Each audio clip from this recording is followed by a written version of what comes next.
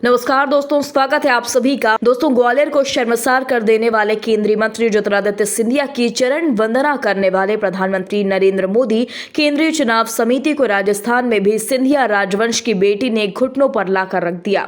मध्य प्रदेश की तरह बीजेपी को राजस्थान में भी मुंह की खानी पड़ी। पहली सूची में 7 सांसदों केंद्रीय मंत्रियों पर दाव लगाकर मूल कार्यकर्ताओं की उपेक्षा करने वाली भाजपा ने पहली लिस्ट में जो खेला किया, टिकट देकर सबको चौंकाया, पर मध्य प्रदेश का फॉर्मूला राजस्थान में नहीं चल पाया। इसलिए दूसरी सूची में बीजेपी ने वसुंधरा राजे को तवज्जो दी और भाजपा ने सांसदों मंत्रियों को दूर रखा। सिंधिया राजवंश को कहीं अपना दामाद, कहीं माँ बाप कहने वाली बीजेपी ने मध्य प्रदेश में ज्योतिरादित्य सिंधिया की तरह राजस्थान में पूर्व मुख्यमंत्री वसुंधरा राजे के सामने घुटने टेक कर 27 करीबी लोगों को टिकट दे दिए। दोस्तों, भाजपा की पहली सूची आने के बाद राजस्थान में बीजेपी के कार्यकर्ताओं ने केंद्रीय मंत्रियों, सांसदों को विधायक प्रत्याशी बनाने का विरोध किया था। जगह जगह प्रदेश में बीजेपी के साथ मोदी, शाह, राजनाथ, जेपी नड्डा के पुतले फूके और विरोध जताया गया।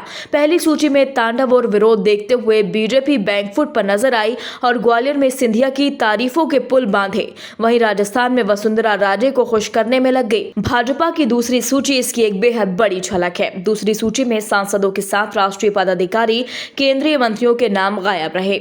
वहीं दूसरी सूची में वसुंधरा और उनके समर्थकों को भरपूर जगह दी गई है। साथ ही वसुंधरा के सामने नतमस्तक होकर भाजपा लेट गई।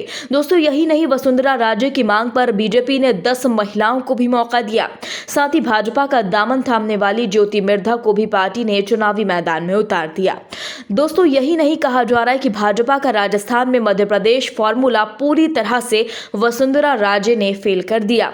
पहली सूची में 41 नामों में से 7 सांसद शामिल थे। वसुंधरा और बीजेपी कार्यकर्ताओं के विरोध के बाद मोदी बैकफुट पर नजर आए। दोस्तों, वसुंधरा की उपेक्षा के बाद, टिकट वितरण के बाद राजस्थान में शुरू विरोध को देखते हुए दूसरी लिस्ट वसुंधरा खेमे के नामों की नजर आई। यही नहीं, वसुंधरा के समर्थकों को भरपूर जगह भी मिली। दोस्तों, दूसरी लिस्ट में 83 उम्मीदवारों को टिकट दिया गया, जिसमें वसुंधरा समर्थक 27 नेता शामिल हैं। कई नाम उनके कहने पर और जोड़े गए। दूसरी लिस्ट में कई बड़े नेताओं का नाम भी शामिल है। झालापाटन विधानसभा सीट से पूर्व मुख्यमंत्री वसुंधरा राजे को चुनावी मैदान में उतारा गया है। तो वहीं आमेर से सतीश पूनिया को टिकट दिया गया। बीजेपी के इस लिस्ट में 10 महिला, 15 अनुसूचित जनजाति और 10 अनुसूचित जाति के नेताओं को जगह मिली। वहीं नाथद्वारा से विश्वराज सिंह को टिकट दिया गया। साथ ही नेता प्रतिपक्ष राजेंद्र सिंह राठौड़ को तारानगर से उम्मीदवार बनाया गया है, जबकि उनका विधानसभा क्षेत्र पहले चुरू था, वहीं से वह विधायक भी थे। दोस्तों, राजस्थान में भाजपा की इस लिस्ट में 2 मौजूदा विधायकों के टिकट काटे गए।